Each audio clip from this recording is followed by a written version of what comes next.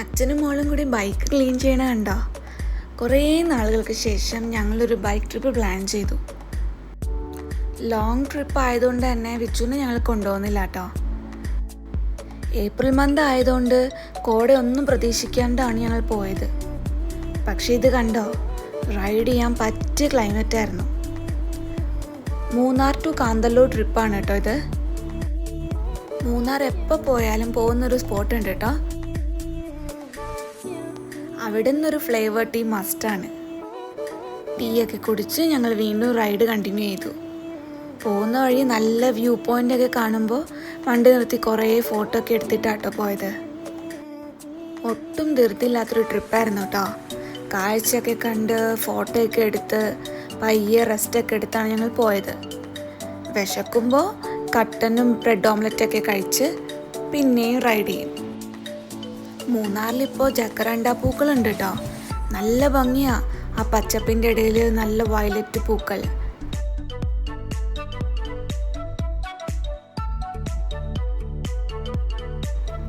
ദേ road സൈഡിലും ഉണ്ട് കുറേ. ഇവിടുന്ന് കുറേ ഫോട്ടോസൊക്കെ എടുത്തു കേട്ടോ ഞങ്ങൾ.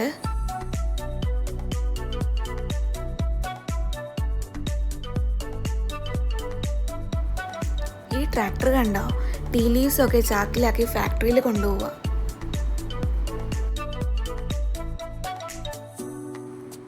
മറയൂർ റൂട്ടിലുള്ള ചന്ദനക്കാടാണ് കേട്ടോ ഈ കാണുന്നത്, സാൻഡൽ ഫോറസ്റ്റ്. പോകുന്ന വഴി അവിടെ കുറേ കുരങ്ങന്മാരെയും കാട്ടുപോത്തിനെയൊക്കെ കണ്ടു കേട്ടോ. അങ്ങനെ മറയൂർ കാന്തല്ലൂർ റൂട്ടെത്തി.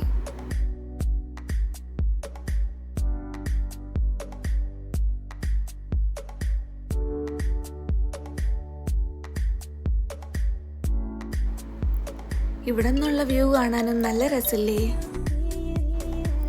ഞങ്ങൾ ഫസ്റ്റ് ടൈമാണ് കേട്ടോ കാന്തല്ലൂർ പോകുന്നത്. ഫ്രൂട്ട് ബൗൾ ഓഫ് കേരള എന്നാണ് കാന്തല്ലൂരിനെ പറയണത്. ഞങ്ങൾ വന്നത് ഏപ്രിൽ മന്ത് ആയതുകൊണ്ട് ഫ്രൂട്ട്സൊക്കെ ആയി വരണേ ഉള്ളൂ. മറയൂർ എന്ന് പറയുമ്പോൾ മറയൂർ ശർക്കര ഓർമ്മ വരില്ലേ?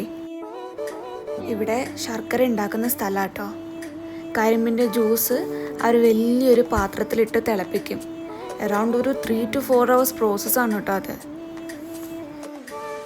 എന്നിട്ട് ശർക്കര പൊടി പാക്കറ്റിലാക്കി കൊടുക്കും. മസാല ശർക്കര ഓൾസോ കിട്ടും കേട്ടോ ഇവിടെ. എന്നിട്ട് നേരെ കാന്തല്ലൂർക്ക് വിട്ടു കേട്ടോ ഞങ്ങൾ.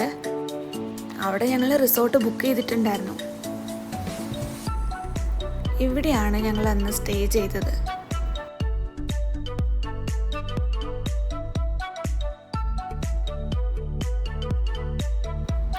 നെക്സ്റ്റ് ഡേ റിട്ടേൺ ചെയ്യുമ്പോൾ കുറച്ച് വെയിലുണ്ടായിരുന്നു കേട്ടോ.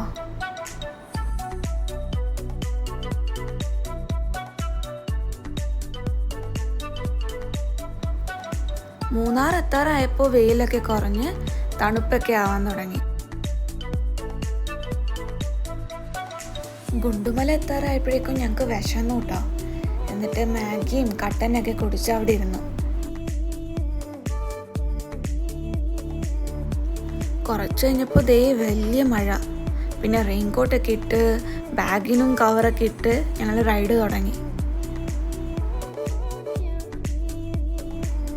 മഴയും കോടയും കൂടി വന്നപ്പോൾ പൊള്ളി ക്ലൈമറ്റ്. അങ്ങനെ ഈ ട്രിപ്പിൽ ഞങ്ങൾക്ക് മഴയും വെയിലും കോടയും തണുപ്പും എല്ലാം കിട്ടി. അങ്ങനെ നെരിയമംഗലം എത്തി ഞങ്ങൾ കാര്യമായിട്ട് ഫുഡൊക്കെ കഴിച്ച് നേരെ വീട്ടിലേക്ക് പോയി. ആൻഡ് യാ, ഒരു അടിപൊളി ട്രിപ്പ് കഴിഞ്ഞ് we are back to normal life.